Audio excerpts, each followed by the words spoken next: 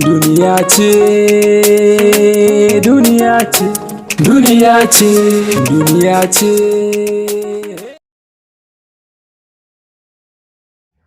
Ni kuma dan malami a gaskiya abin da nake tunani da kai hakuri ka canje shari'an nan ka kai mai hali ne idan kuma karce sai ka ɗauki mataki na tsaurarawa akwai gaba da yawa fa ɗake tunani.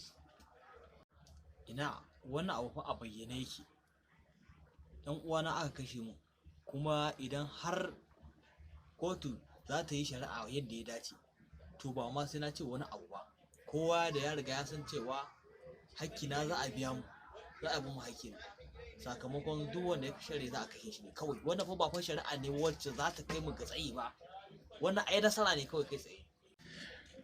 Assalamu alaikum warahmatullahi wato ni ne sharan darakta na LAWAL wanda kuke kallon season din mai suna duniya ce.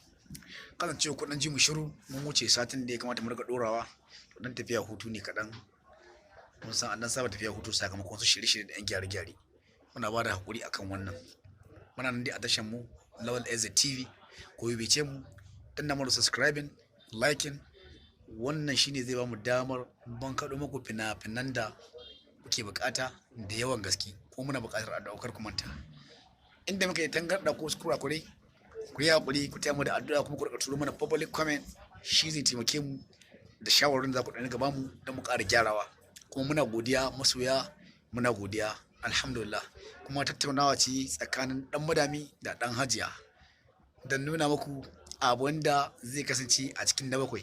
Ku dai ku bi mu, abin da ke cikin na bakwai zai kayatar, zai nishaɗanta, kuma za ku ga ina aka tsaya ko ina aka dosa. Ba sai na cika ku da surutu ba, zan ce muku bisalam bisalam. Muna godiya ƙwarai da gaske.